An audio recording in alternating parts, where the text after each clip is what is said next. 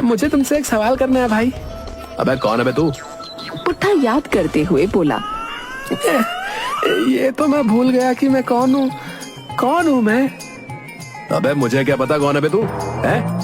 अबे चल ठीक है, ये बता क्या पूछना चाहता, चल। हाँ, मुझे याद आ गया।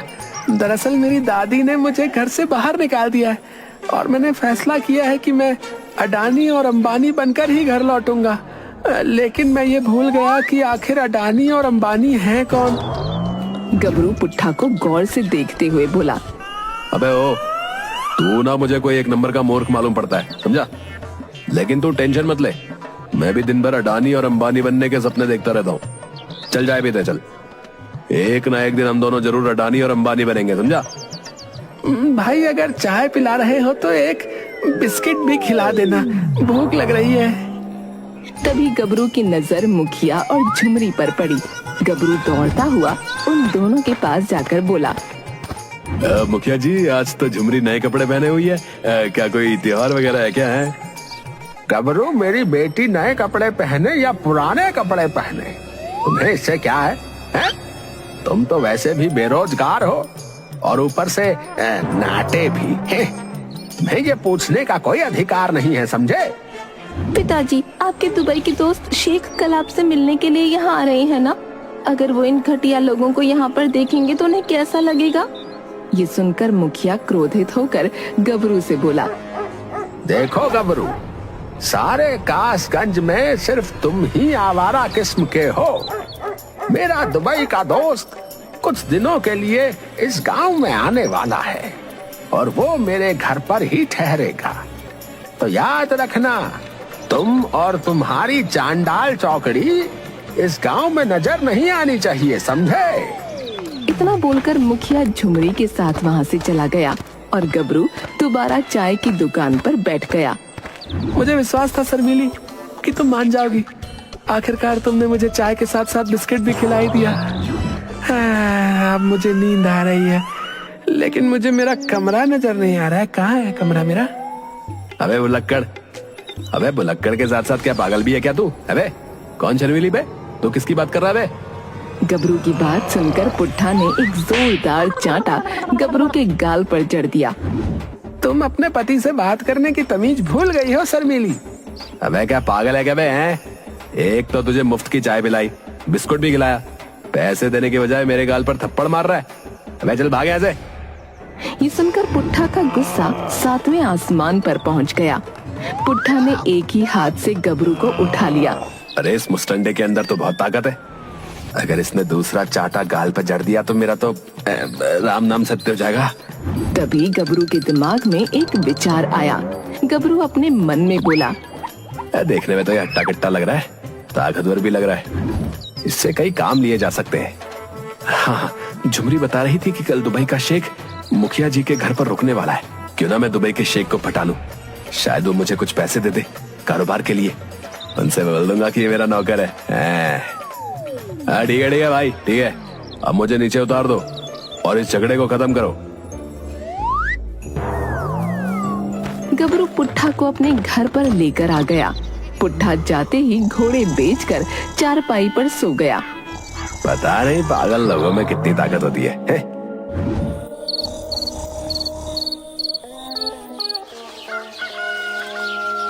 अगले दिन पुट्ठा जब सोकर उठा तो वो सही था। अरे भाई, दोपहर के 11 बज रहे हैं, चलना नहीं है क्या? कहाँ? अंबानी बनने के लिए। अरे अब समय आ गया है कुछ कर दिखाने का बे।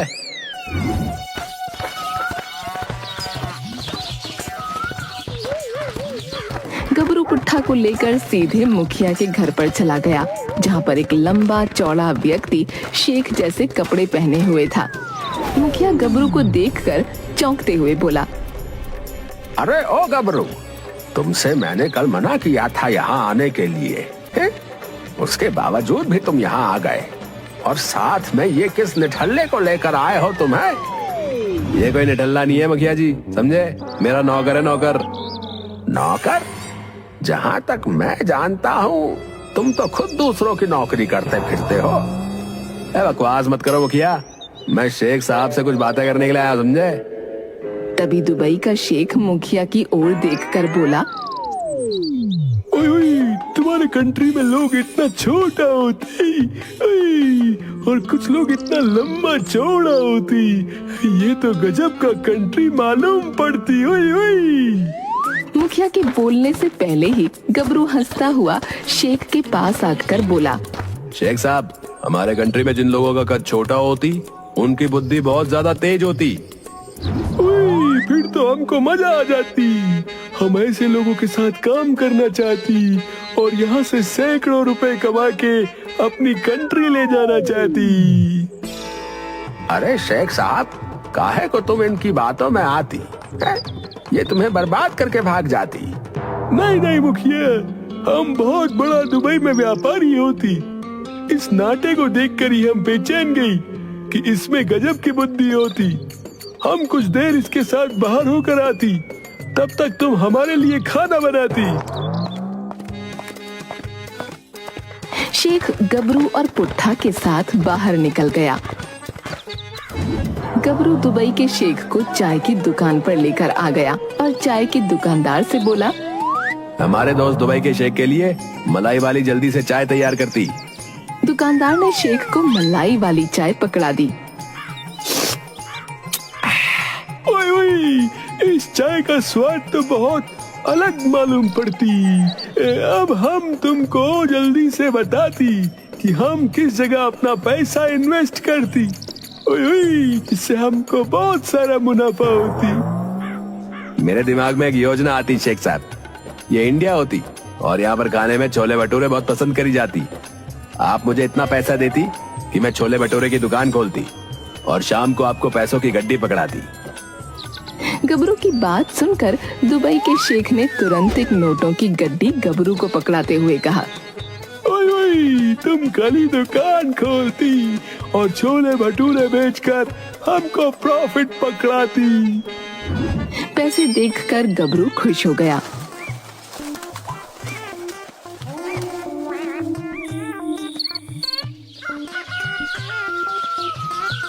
अगले दिन गबरू छोले भटूरे की दुकान खोलकर बैठ गया।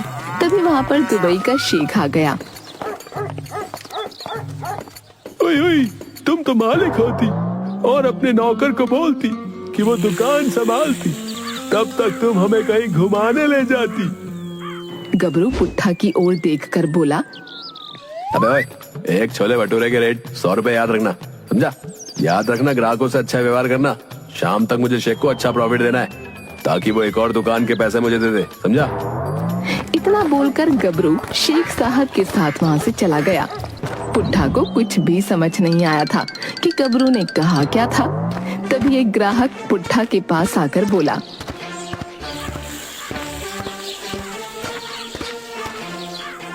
लगता है ये नई दुकान है। एक छोला भटूरा कितने का है? पुट्ठा उस ग्राहक को बहुत ही गौर से देखने लगा। अचानक उसने एक जोरदार चांटा उस ग्राहक के गाल पर जड़ दिया। मार क्यों रहा है भाई? एक पति अपनी पत्नी से पैसे लेगा क्या? है? मैं तुम्हारी तरह नहीं हूँ शर्मीली। लगता है कोई पागल है। अरे भाई, तो मुझे मुफ्त में दे दो। पुट्ठा ने मुस्कुराते हुए उस ग्राहक को छोले भटूरे पकड़ा दिए। शाम तक पुट्ठा ने सारे छोले भटूरे गांव वालों को मुफ्त में बांट दिए कि वो भूल चुका था कि उसे पैसे भी लेने हैं। शाम को गबरू शेख के साथ वहां आकर पुट्ठा से बोला, अबे हो, कितने की बिक्री हुई? बकरी? तुमने मुझे कब बकरी दी थी? अबे शाम तक तूने कितने छोले भटूरे बेचे? तुमने तो कहा था लोगों को छोले भटूरे खिलाने, तो मैंने सब खिला दिए।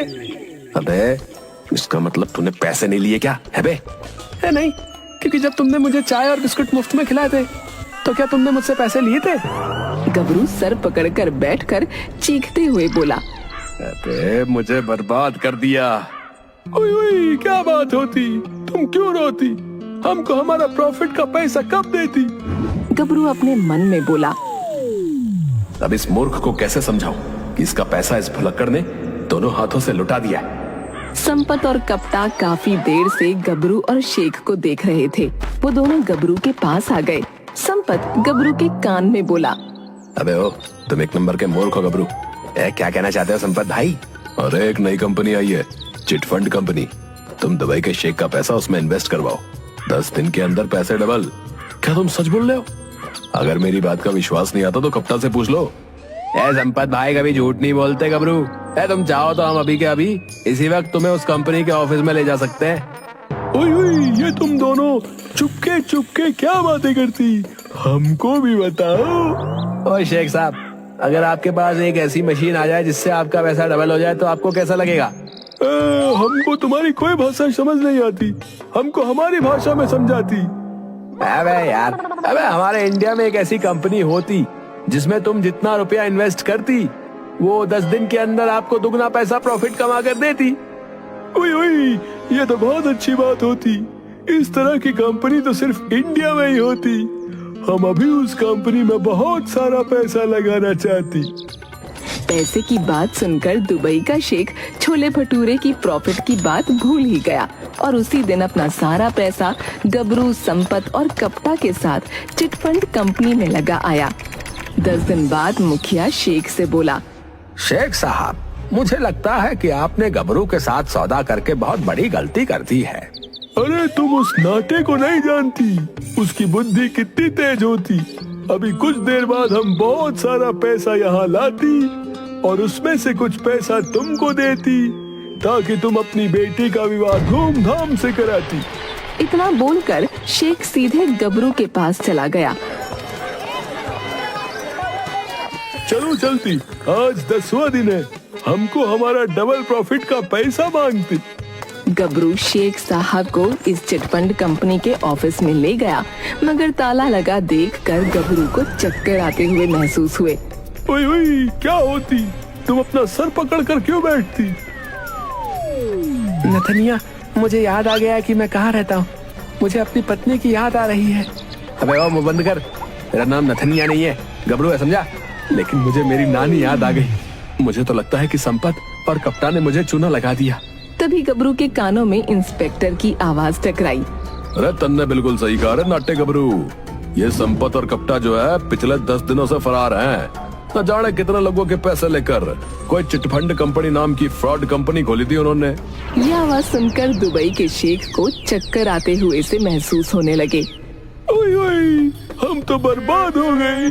अब हम क्या करती? हमारे पास तो हमारा कंट्री में जाने का किराया तक नहीं बचती। अरे क्यों रे? अरे तुम अपने आप को बहुत ज्यादा अक्लमंद समझती है भाई। तभी वहाँ पर शर्मीली आ गई। सत्यानाश जाए तुम्हारा, कहाँ कहाँ नहीं ढूंढा तुम्हें। वो तो भलाओ हमारे गांव के उस व्यक्ति का जिसने बताया कि बस ने तुम्हें कासगंज में उतार दिया था। पिछले 2 दिनों से तलाश रही हूँ तुम्हें। अरे ये भुलक्कड़ निठल्ला तुम्हारा पति है, इसे मेरी आंखों के सामने से दूर ले जाओ। सब कुछ इसी की वजह से हुआ है। ना ये मुफ्त में छोले भटूरे बांटता और ना मैं संपत और कप्ता की बातों में आता। अबे 1.5 फुटिए, ज्यादा बकबक मत कर, आगे ही दिमाग का दही हो रखा है। चल हट आगे से। शर्मीली अपने पति पुट्ठा को वहाँ से ले गई। शेख रोता हुआ गबरू से बोला, तुम हमको बर्बाद कर देती, अब हम क्या करती? अरे अब जब तक संपत और कप्ता पकड़ा न जाती तब तक तुम अपना पैसा भूल जाती। गबरी, हम तुमको नहीं छोड़ती, हम तुमको मार डालती। इतना बोलकर शेख गबरू के पीछे भागने लगा।